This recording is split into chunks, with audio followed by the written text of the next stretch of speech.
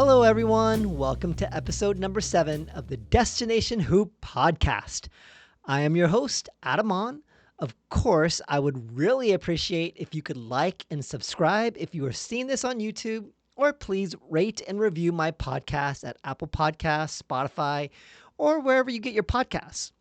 Now, my previous episode was about the 3 major player movement predictions. Of course, the day after I posted that episode, we get the crazy news of the conversation that Kevin Durant had with Nets owner Joe Tsai. Let's take a look at a few NBA headlines. All right, well, let's take a look at our first article. Kevin Durant tells Nets owner to trade him or fire Steve Nash, Sean Marks. Now, over the last few days, I've seen lots of commentary on people's reactions. Here are my thoughts. I'm doubling down now more than ever regarding Durant will not be traded. I'm not sure how the details of this meeting leaked out, but it doesn't look good for either party involved. In the end, how could Joe Tsai let go of a generational talent in Durant? It's true, Nash has not proven himself as a coach, but he hasn't really been given a full deck of cards. I mean, let's face it, Durant and Irving have played very little together during Nash's tenure. After it's all said and done, there have been many occasions where the star player and coach just can't get on the same page. If it comes down to it, Joe Tsai needs to keep Durant over Nash and GM Sean Marks. Perhaps you just have to chalk it up as the collateral damage that you have to accept. Joe Tsai did end his tweet with, quote, "We will make decisions in the best interest of the Brooklyn Nets," end quote. Now that seems to me he is open to keeping Durant. He is just far too valuable for the Nets at this point. When you have one of the top 20 greatest players of all time to have played in the NBA, you just don't let that go. You have to hope that if Kevin and Kyrie did in fact have any issues with each other, that they hash it out and move forward. Kyrie is in a position where he has every motivation to bring home the bag after this one-year extension. You would think that he would put his best foot forward, which should give Kevin some assurance. Of course, we know the wild card is Ben Simmons. If Simmons could adjust his game to a Draymond-like point forward, I think that would be amazing for the Nets. When you mix in the outside shooting of Durant, Irving, Harris, Curry, Mills, and Warren, mixed in with the defense of Simmons, O'Neal, and Claxton, and of course Durant, the question we can ask ourselves is this: why not? They may not have the offensive potential when the big 3 of Durant, Irving, and Harden were there, but it could be argued that they are way more balanced overall this coming year. So my message to the Nets: please keep it together. That's my positive spin. Durant is just that special. However, I do have an opposing perspective. And I start with a question. What has Durant truly proven? Fact. He goes to the Warriors and wins back-to-back championships and MVP honors. However, the Warriors won before him, and this past year, the Warriors won after him. So it could be argued Steph could have stepped into an MVP role during those Durant years. But his selflessness allowed Durant to shine. And with 2 world-class marksmen in Curry and Thompson, and the playmaking of Draymond, Durant was more than happy to take those MVP honors. But again, what has he truly proven? The Warriors showed they can win with Harrison Barnes and Andrew Wiggins in place of Durant.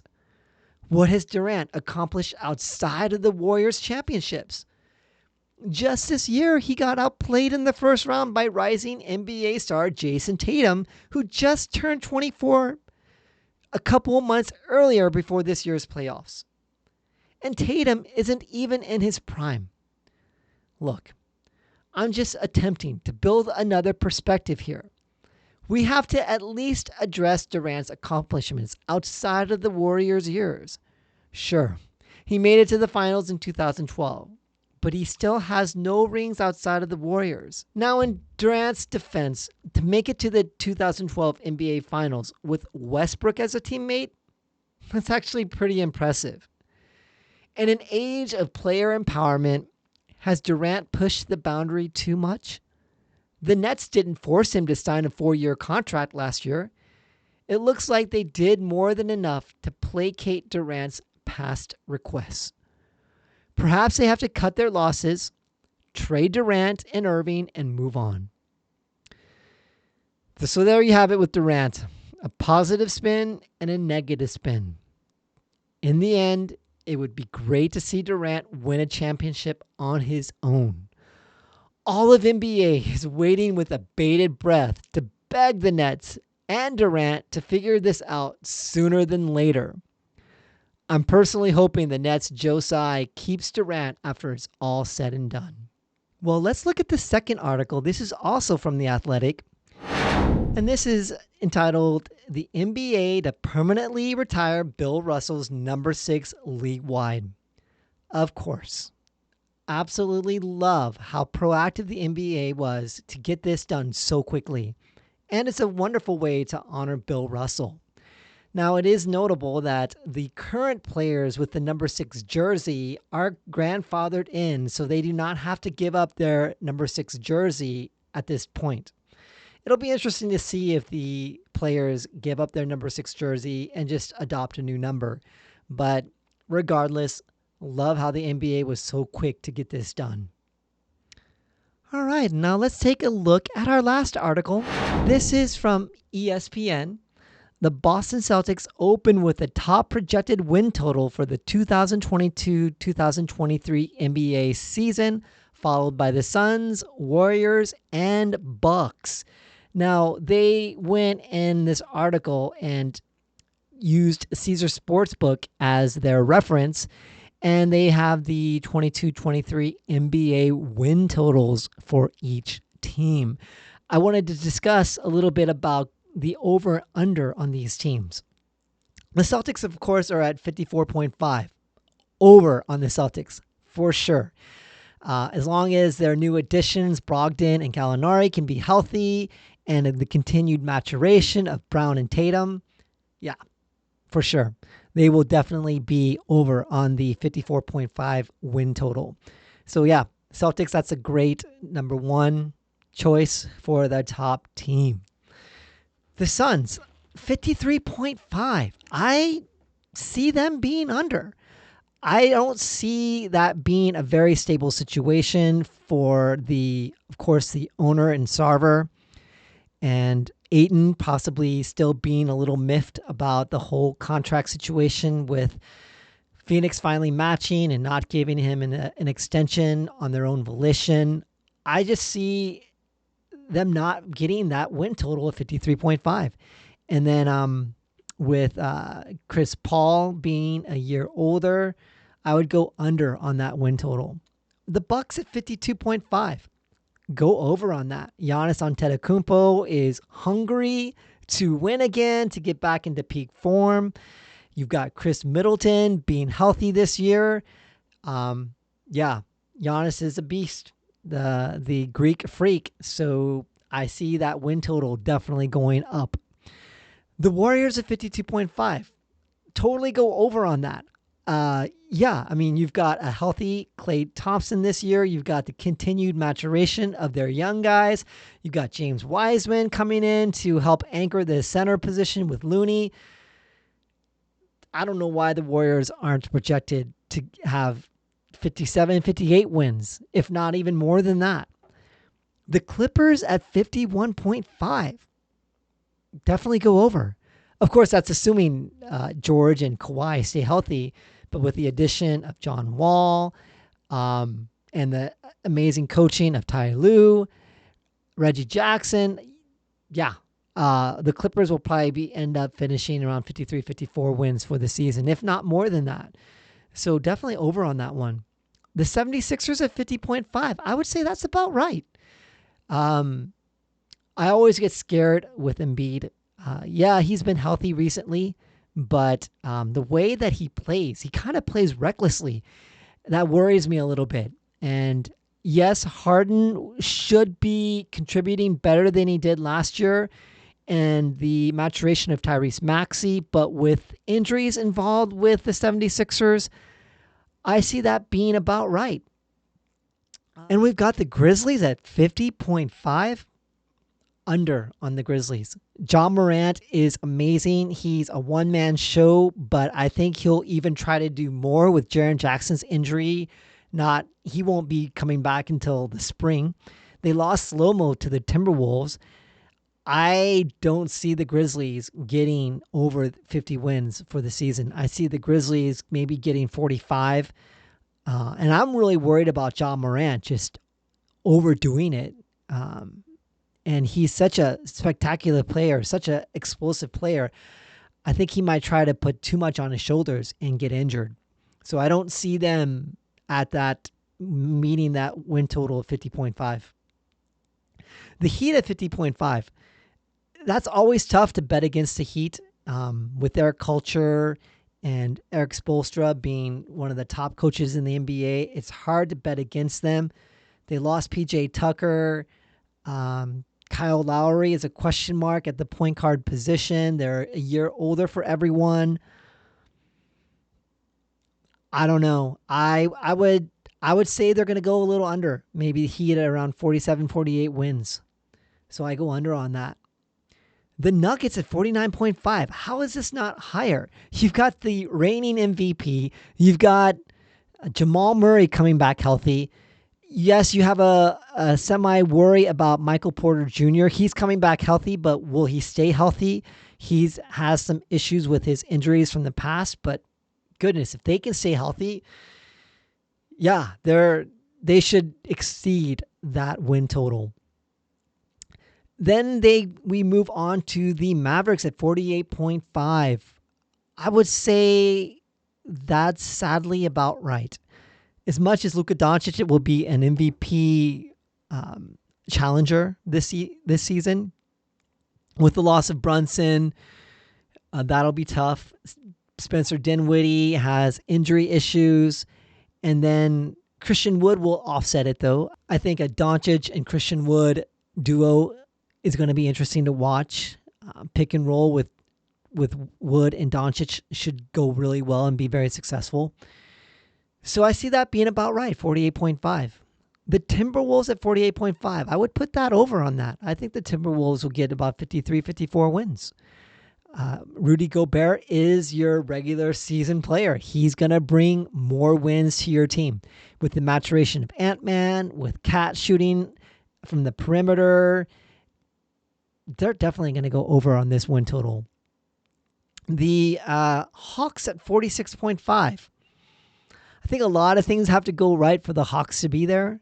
John Collins, Trae Young, DeJounte Murray with the addition of Murray. Yeah, I would say that's about right. I would be surprised if they went over. I wouldn't be surprised if they went under.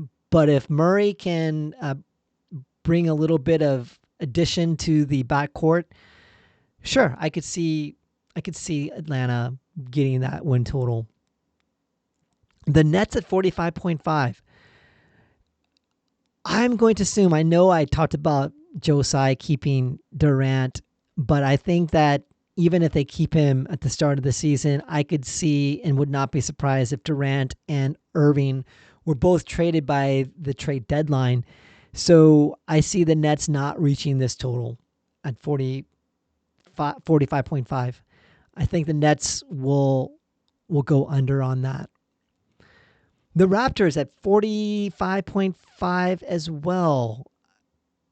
Yeah, I think the Raptors in a scenario, I think they could go over with Siakam and the additional year of experience with Scotty Barnes, Van Vliet, OG. I could see the Raptors definitely exceeding that total of 45.5. However, with the Bulls at 44.5, I'm going to sadly say they're going to go under. We don't know how healthy Lonzo will stay, and that's a really important factor. And then you've got DeMar getting a year older. You kind of have chemistry issues with Vucevic. I don't see the Bulls exceeding 44.5 wins. The Lakers at 44.5. Goodness gracious, what planet are we living on here? No, they will go under.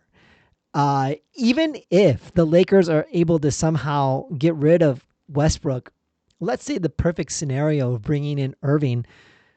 Irving is so mercurial, and we just don't know what the COVID numbers will be. We don't know the COVID infections as the fall and winter come back into play. And LeBron and AD, yes, LeBron has been historically healthy, but he is getting older. And then you just never know with Anthony Davis. He always seems to have injuries. I don't see the Lakers, especially with the lack of depth on their chart, the Lakers are not going to get anywhere close to 44.5. That's way under. I would say, again, maybe 35 wins for the season. The Pelicans at 44.5, you can say they're going to go over on that.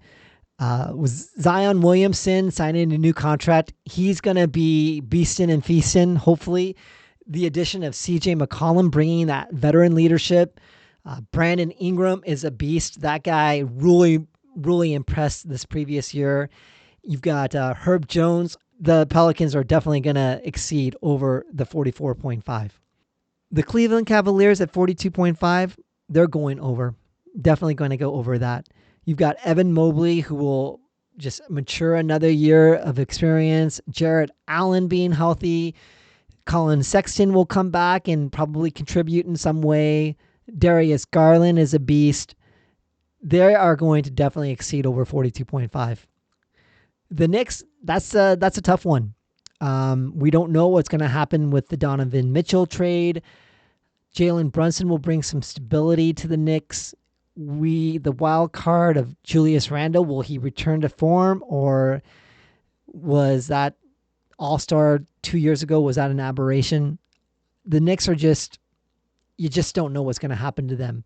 But if they're able to trade and get Donovan Mitchell, they'll probably exceed the 39.5. But if they don't get Mitchell, definitely go under. The Portland Trailblazers at 39.5. I don't know what Caesars was thinking. If Damian Lillard truly is healthy from his abdomen injury, he's top 10 in the league. And then you add Grant into the mix. You had Hart and Simons now playing well. Yes, you are definitely going to have an over for the Trailblazers. I see that as very insulting. Of course, I'm a homer when it comes to the Trailblazers, but I see them getting 47 to 52 wins. I know I'm a little subjective on that. The Hornets at 37.5, go under on that. Sadly, I just don't see the Hornets doing well. They lost Bridges this season, and probably at this point, the rest of his career is done. The whole coaching situation and the coaching matchup for this type of team, I love LaMelo Ball. He is, if I were a GM, I would choose him to be my point guard. He is electric. He's amazing. But I just don't see the Hornets being able to exceed 37.5 wins.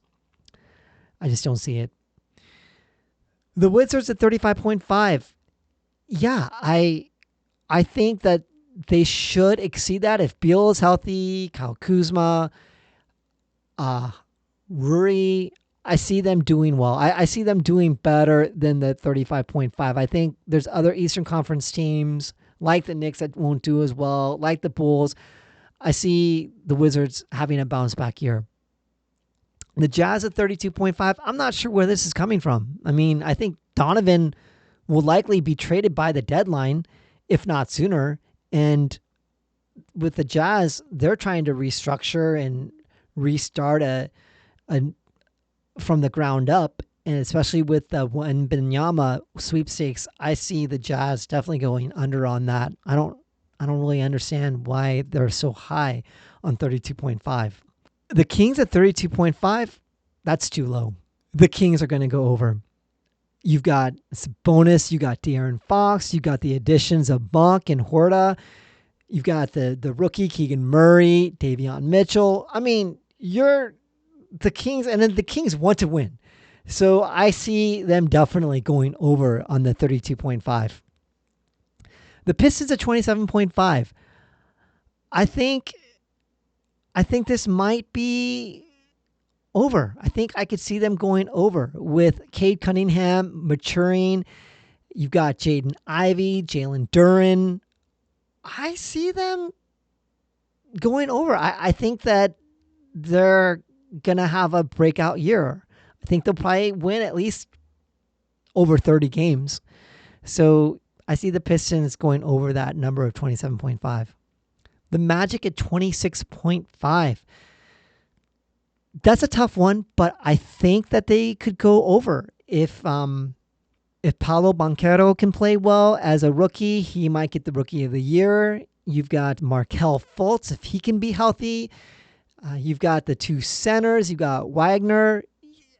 They're not a bad team. They're going to be a fun League Pass team to watch. I could see the Magic going over on the 26.5. The Thunder at 26.5, I would say they are a definite League Pass team to watch. I just don't know how they're going to implement everything. Will they unleash Shai Gilgeous-Alexander? How will Chet play? Will he be able to stay sturdy and play through 82 games? And is he going to be injury prone? I guess there are some question marks with the Thunder, so I would put them, they're about right at 26.5. I think they also kind of want to go for that Wembanyama sweepstakes as well. The Pacers, I would say this is probably right, especially if they trade Miles Turner and Buddy Hield to the Lakers. I just don't see, as great as Tyrese Halliburton is, I don't see them being able to get more wins than that, especially if they do end up acquiring Westbrook. They'll probably just try to find a way to pay off his contract. The Rockets at 24.5. I would say this is probably about right. They're a definite young team to watch. Jabari Smith Jr., that's a rookie. You've got Jalen Green, him maturing. They'll be a fun team to watch, but they're probably not going to get many wins, and they also are looking for the Wembanyama sweepstakes. And lastly, the Spurs at 24.5. Yeah, they did a lot of housekeeping. They got rid of DeJounte Murray. I think they are looking for a reset year. They're hoping maybe to bring in Wembanyama to be the new Tim Duncan, the new David Robinson of the past. So I think they are definitely looking to get that number one draft pick next year. So there you have it. That's my feedback on the NBA teams and the Caesar Sportsbook estimates for the wins. I'm excited for the season. This is the first time that I'm going to really be paying a lot of attention. I used to be a huge NBA fan in my younger years. Was kind of a wayward fan for a while, but I'm getting back into it. So that closes out our episode for today. Of course, I would love to hear your thoughts about any of the things that we shared today. Tell me if you agree or disagree. I'm looking forward to see if my predictions regarding the season are correct or totally wrong again. But for you YouTube audience, please like and subscribe and hit that notification bell. For podcasts, please rate and review my podcast as Apple Podcasts and Spotify or wherever you get your podcasts. You can read articles I post directly on destinationhoop.com or reach out to me on Twitter at destinationhoop. Anyways, hope you all have a wonderful rest of your day. Until next time, God bless. Peace out.